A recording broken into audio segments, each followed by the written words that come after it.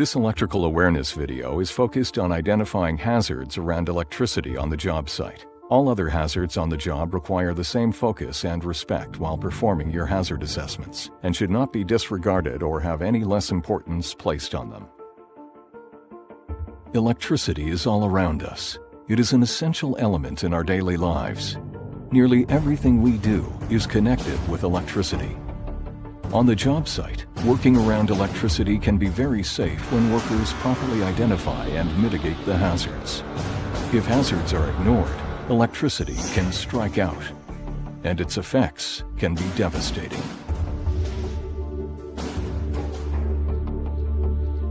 As with any task on the job site, you should never attempt to perform work without the proper training and experience. Only qualified personnel should be involved in the operation or repairs of electrical equipment. Inadequate training, lack of experience, and failure to recognize potential hazards could result in electric shock or arc flash. Electric shock can occur when a worker approaches or contacts exposed energized electrical equipment. Workers' exposure to electric shock can vary from a tingling sensation to involuntary muscle contraction causing respiratory paralysis, ventricular fibrillation, and severe internal and external burns, and even death. The victim is also at risk of other serious physical harm, such as falling from heights.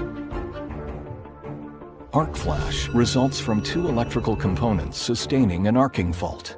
If conditions are correct, an arc flash will result, followed by a blast wave containing molten metal, shrapnel, and toxic gases. No matter the severity, any worker exposed to any level of electrical shock or flash must seek medical attention.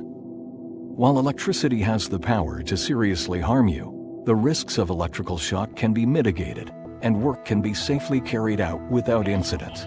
Electrical safety begins with the proper use of field-level hazard assessments and identifying the potential hazards. Your hazard assessment is the first step in protecting you and everyone else on your job site from any associated hazards, which may include electric shock. A brief inspection of your job site will help identify other potential electrical hazards. While performing your walkthrough, look, listen, and smell.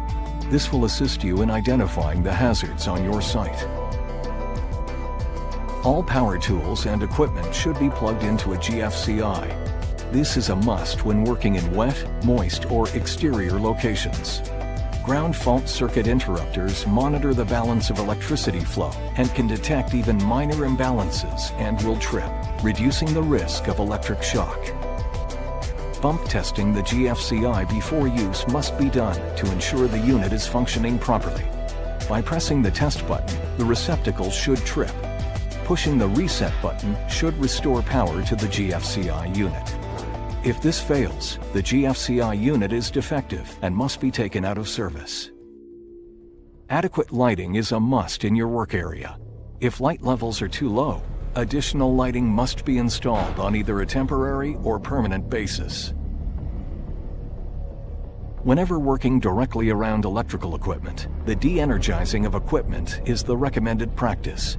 De-energizing equipment removes the potential for electrical shock as power is removed. This can be achieved with the proper use of a lockout-tagout system.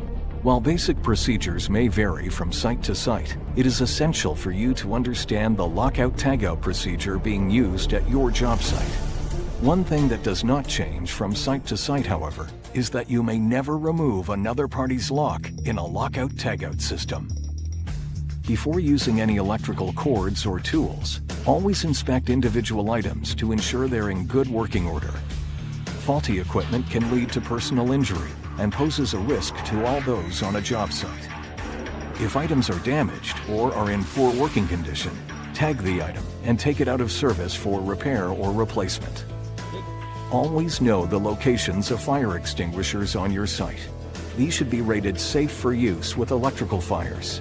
Common practice is the use of a dry chemical type ABC fire extinguisher. Depending on the type of work you're doing, a hot work or electrical permit may be required. Always ensure you're in compliance with your site-specific policies and procedures regarding permitting controls. Always consider overhead hazards in your work area. Power lines are an ever-present danger due to the possibility of electrical arcing or direct contact and should always be marked. High voltage hazards can also be in the ground. Line locates are required by law before any ground disturbance takes place. Always call before you dig. Occupational health and safety regulates minimum work distances to electrical sources with certain voltages and should be referred to before working near any high voltage sources. It is extremely important to recognize equipment in an abnormal condition, such as an open electrical panel, exposed wiring, sparks, smoke, or fire. When you encounter this situation, use the look, listen, and smell approach, as this is an immediate cue that extra caution should be used and may indicate a potentially dangerous situation is present. Water or liquids pose additional risk of electrical shock due to high conductivity. The hazard should be removed only after the area is de-energized. If you recognize a hazard that you cannot rectify, ensure that you ask questions and seek solutions from the appropriate personnel on site. Do not take it for granted that other workers understand the scope of your work or that there is a potential danger to you or to them. Common PPE requirements on job sites include cotton or fire-resistant pants, a cotton or fire-resistant shirt with a minimum 6-inch to full-length sleeve, electric shock-resistant or static dissipative footwear, Type 1 and 2 Class E and G protective headwear, additional high-vis clothing, safety glasses, and work gloves. For electrical workers that conduct their tasks around energized equipment, you should be aware of the CSA standard Z462. Competent workers need to be trained to this standard, which will help identify the hazards associated around electrical sources, what controls can be best used, as well as the additional specialized PPE required, such as arc flash clothing, arc flash face shield, rubber insulated gloves which include leather protectors, and more. PPE is your last line of defense. Do not use PPE as a substitute for the opportunity to control or remove existing hazards. In the event that all safeguard systems have failed and a coworker is being shocked, never come in direct contact with the worker, or you may become entrapped in the shock cycle. If possible, deactivate the power source and activate your emergency response plan.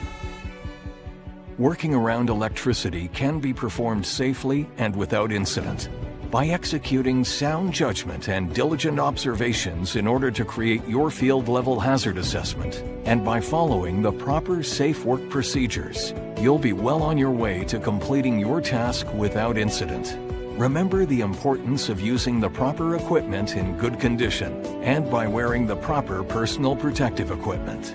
By employing all these safeguards, not only will you help keep yourself and your coworkers safe, you'll help ensure that you'll return safely every day to the people who count on you the most.